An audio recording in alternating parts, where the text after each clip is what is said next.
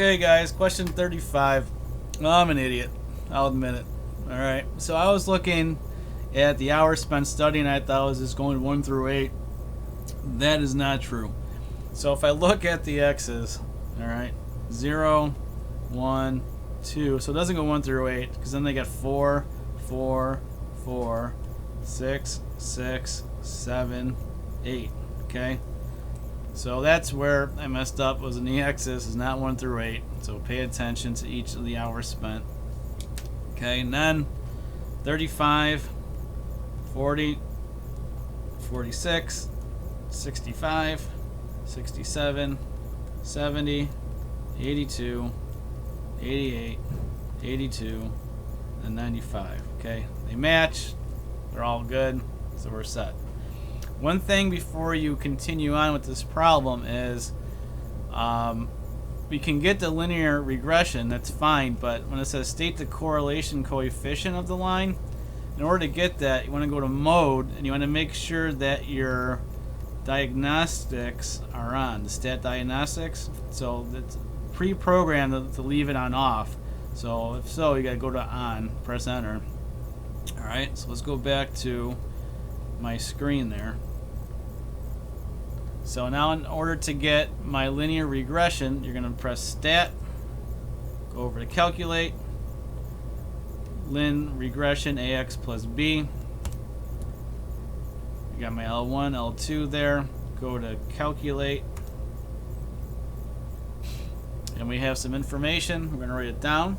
We have for the y equals ax plus b, we have a equal to 7.7922, b equal to, you notice in the calculator, b equal to 34.272727. So it says round to the nearest hundredth. So if I round to the nearest hundredth, this 2 tells that 9 to stay the same. This 2 tells that 7 to stay the same. So y is going to be 7.79, don't forget the x, plus 34.27. Alright.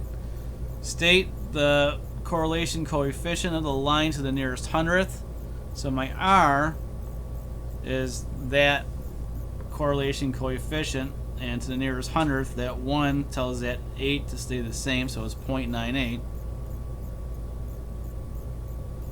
Then it says explain the correlation coefficient, suggest in the context of the problem.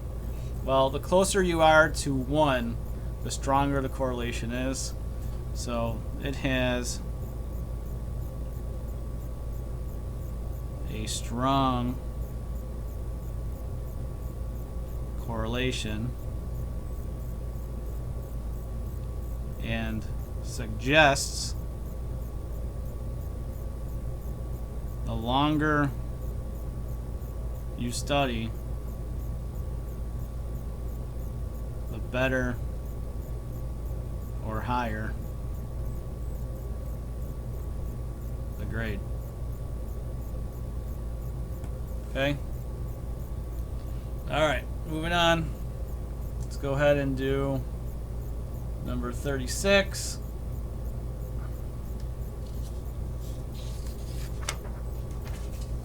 Number 36 has a system of inequalities graphed on the axis below. State the inequalities represented by the graph. Okay, so this one, I want to look at where the y-intercepts are and find the slopes of each. So let's look at the dotted line first here. So the dotted line, we have a y-intercept at positive 3. So I'm just going to write it over here, dotted line here, that guy. My y-intercept or y-int is at 3.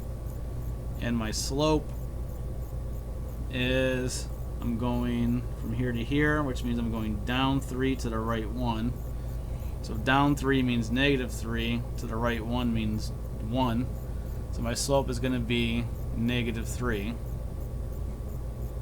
So far I have y, I don't know the inequality yet, but I know my slope is -3, so I'll have -3x, and that's a +3 for my y-intercept. Okay? And if I plug that in the graphing calculator here, -3x plus 3, and let's say it's less than, which means it would be a triangle pointing to the left. Let's make sure we get it shaded right. So is it a less than? Let's see. And it shows a less than. And it's going to be strictly less than, okay? Because it's a dotted line. Now let's do the other one. We have, for the solid line here, we got a y-intercept of 2. And then we also have a slope. We'll go from here to here, which we go up 2 to the right 1. So since we're going up, that means positive. So 2 over 1 is 2. So far I'm going to have a y, we don't know the inequality yet, 2x plus 2, or minus 2 rather, y-intercept is -2. I am not on today. So 2x minus 2. Alright. So now let's find out which way it points. So let's go to my y equals. We'll try to less than again since it's already there. So it's going to be, the equation was 2x minus 2.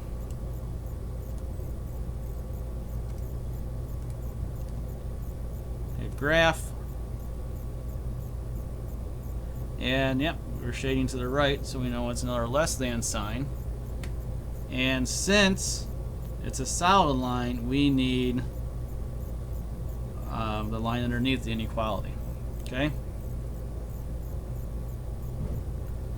Alright, state what region A represents. So region A, since we have the lines going there and it's also shaded, that represents the solutions to the systems. So solution to the system of inequalities. State what the entire gray region represents. So the entire gray region would be just to the right of the one line that we did. So that is basically the solution, or solutions, to the y less than or equal to 2x minus 2 only. Okay, not for both.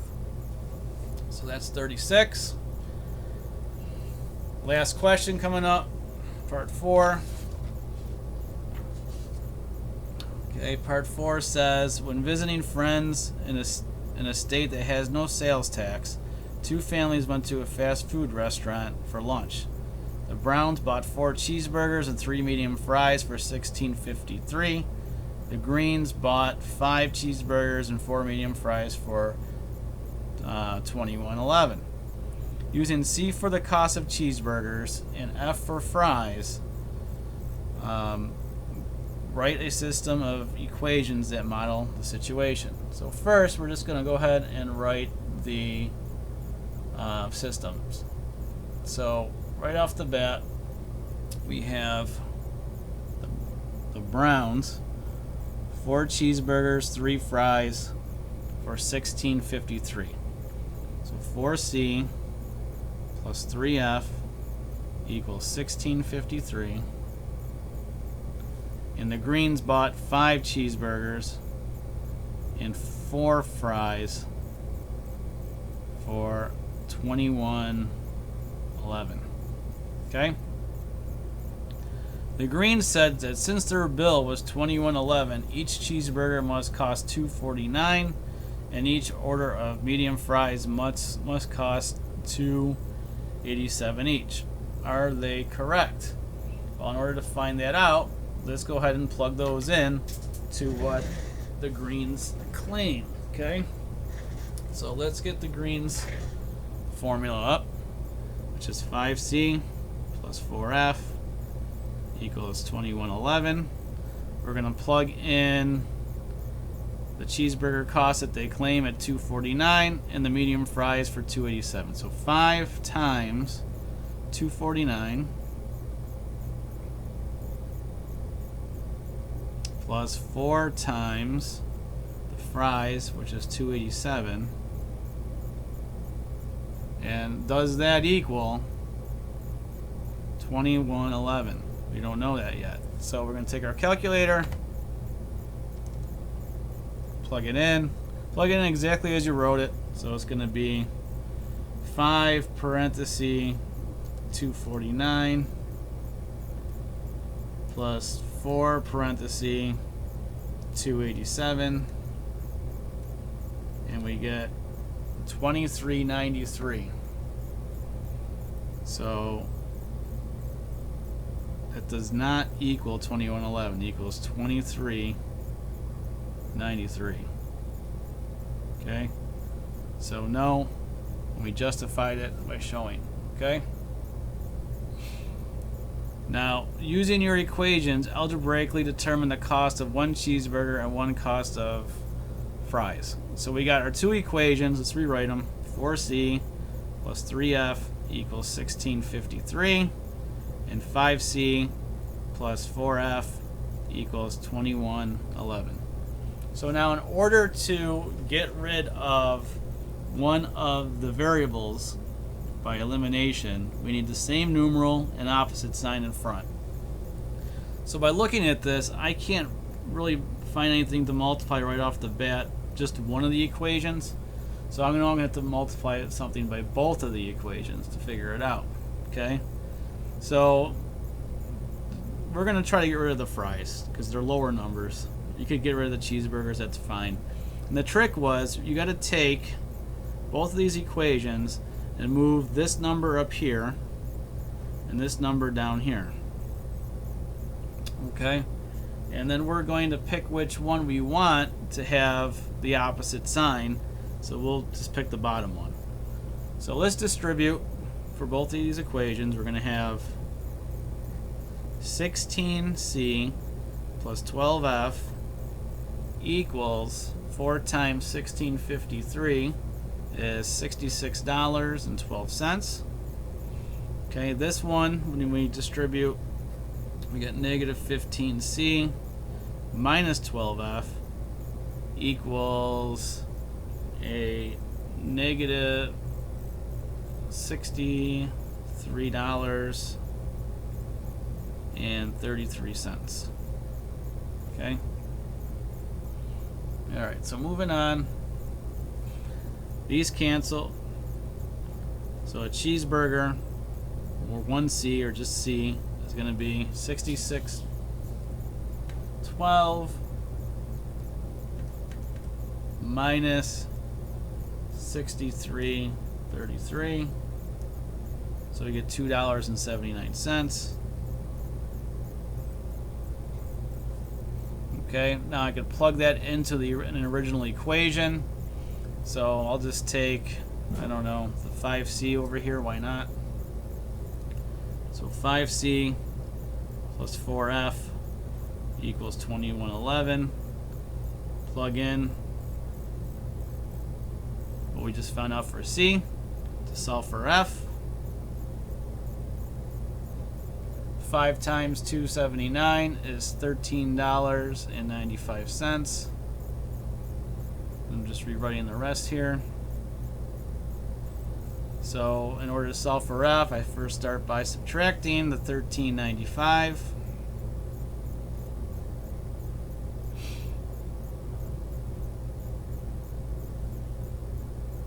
So 4F is going to be 716. Divide by 4. So my fries are going to be $1.79. Okay, and we'll put that as money. So that was part 4. This was a tough exam. I'll admit this is a pretty difficult exam. They threw a tough one. Sometimes it happens. And hopefully, you can only just hope that you don't get one, but you could also prepare for it by studying. And if you have any questions, any further questions or explanations, let me know in class. I'll further clarify. And good luck.